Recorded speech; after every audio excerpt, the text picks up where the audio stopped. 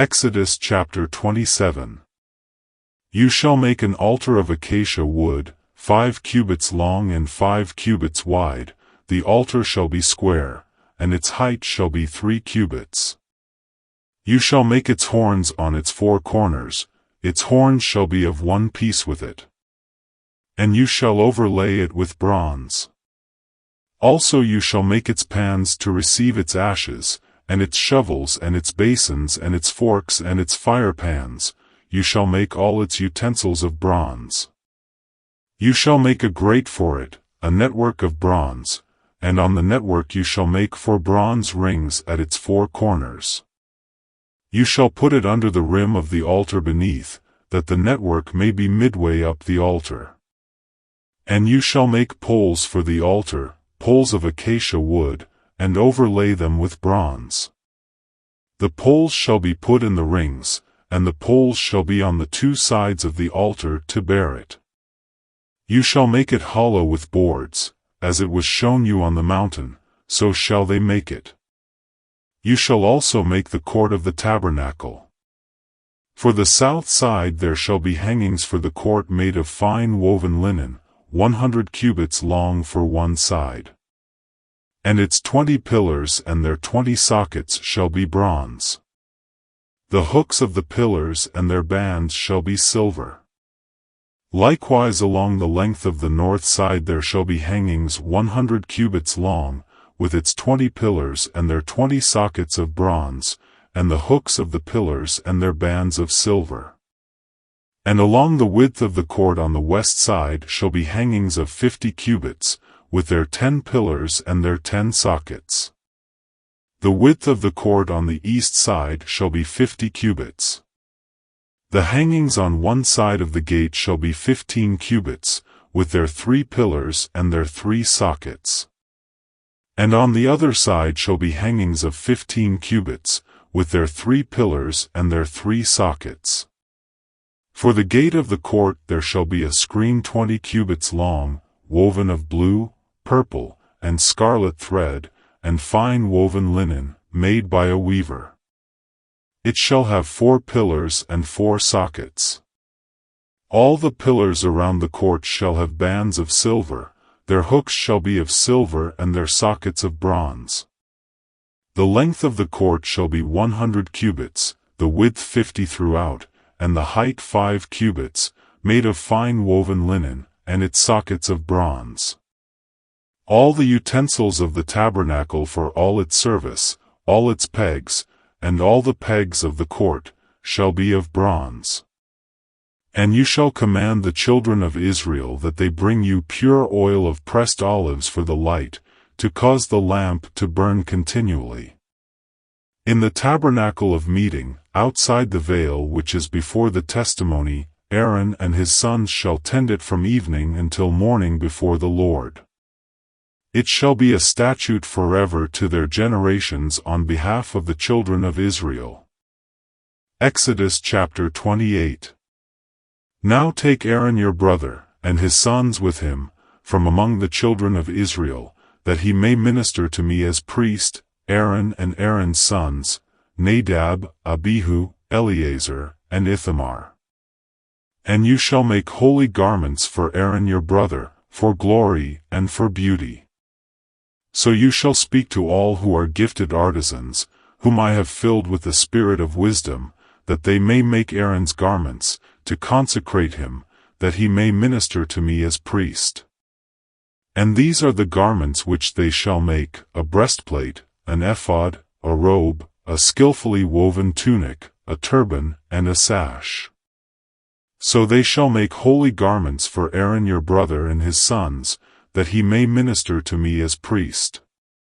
They shall take the gold, blue, purple, and scarlet thread, and the fine linen, and they shall make the ephod of gold, blue, purple, and scarlet thread, and fine woven linen, artistically worked. It shall have 2 shoulder straps joined at its 2 edges, and so it shall be joined together. And the intricately woven band of the ephod, which is on it, shall be of the same workmanship, made of gold, blue, purple, and scarlet thread, and fine woven linen. Then you shall take 2 onyx stones and engrave on them the names of the sons of Israel, 6 of their names on one stone and 6 names on the other stone, in order of their birth. With the work of an engraver in stone, like the engravings of a signet, you shall engrave the 2 stones with the names of the sons of Israel. You shall set them in settings of gold. And you shall put the 2 stones on the shoulders of the ephod as memorial stones for the sons of Israel. So Aaron shall bear their names before the Lord on his 2 shoulders as a memorial. You shall also make settings of gold, and you shall make 2 chains of pure gold like braided cords, and fasten the braided chains to the setting. You shall make the breastplate of judgment. Artistically woven according to the workmanship of the ephod you shall make it, of gold, blue, purple, and scarlet thread, and fine woven linen, you shall make it. It shall be doubled into a square, a span shall be its length, and a span shall be its width. And you shall put settings of stones in it, 4 rows of stones. The first row shall be a sardius, a topaz, and an emerald. This shall be the first row. The second row shall be a turquoise, a sapphire, and a diamond. The third row, a jacinth, an agate, and an amethyst. And the fourth row, a beryl, an onyx, and a jasper. They shall be set in gold settings. And the stones shall have the names of the sons of Israel, 12 according to their names, like the engravings of a signet, each one with its own name.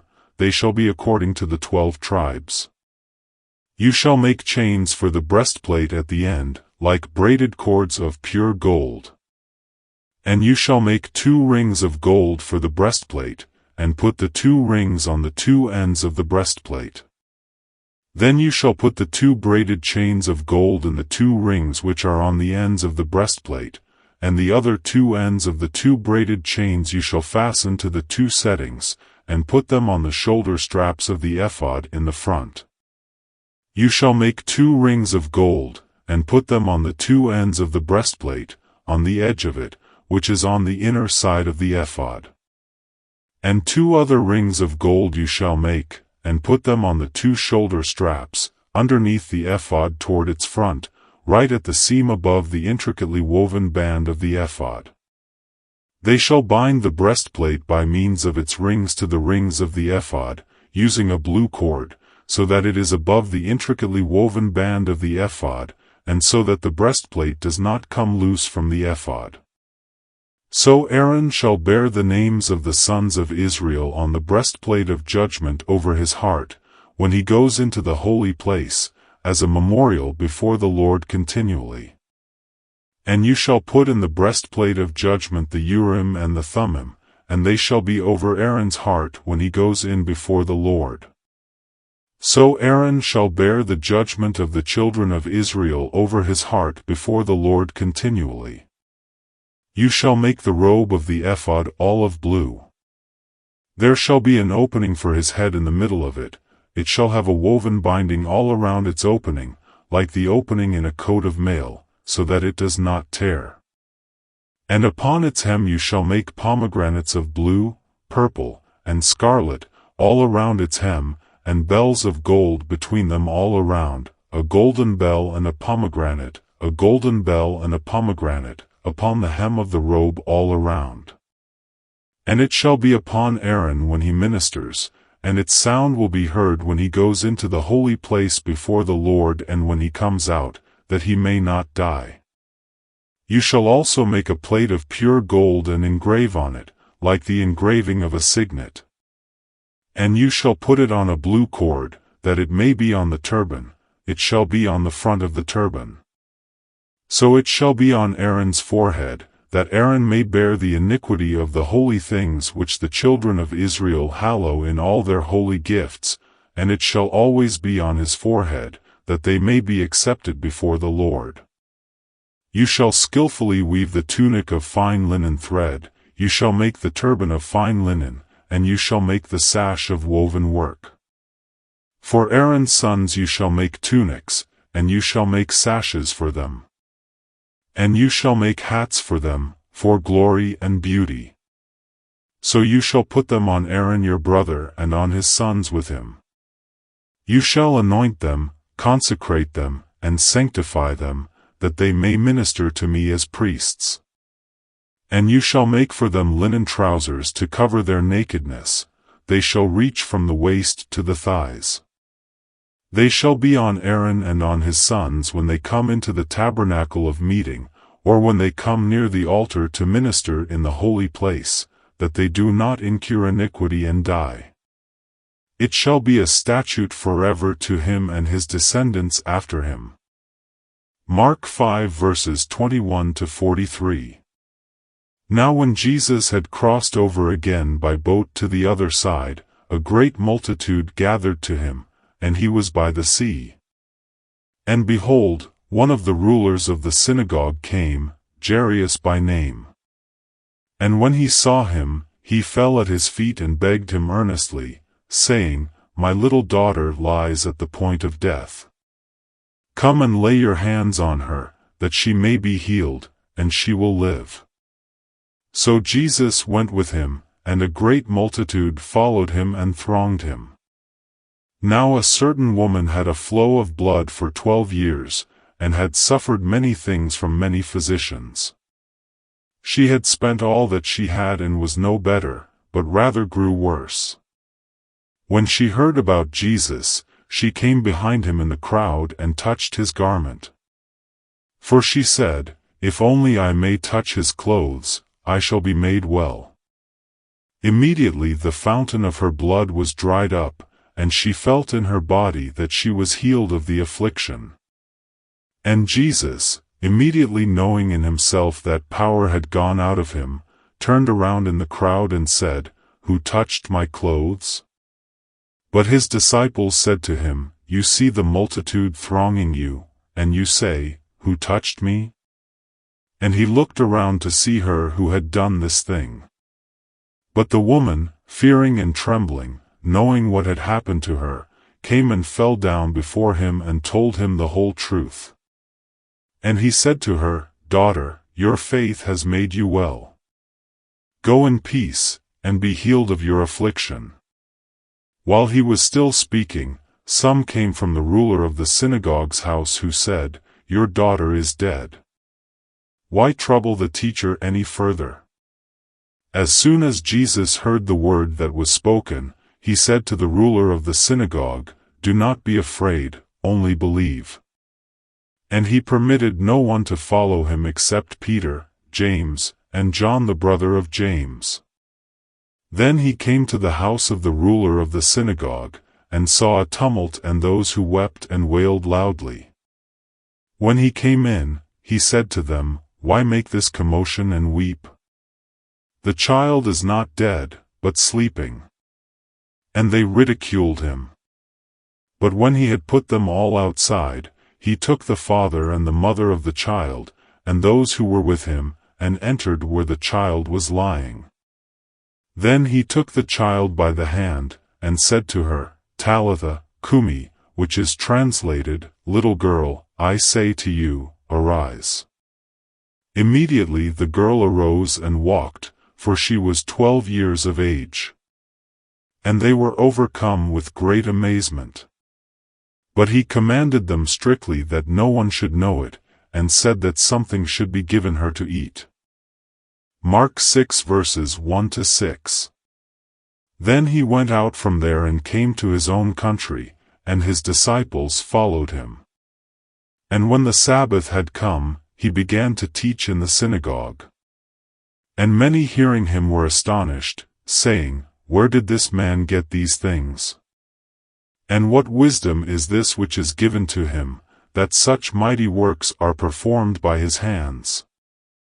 Is this not the carpenter, the son of Mary, and brother of James, Joses, Judas, and Simon?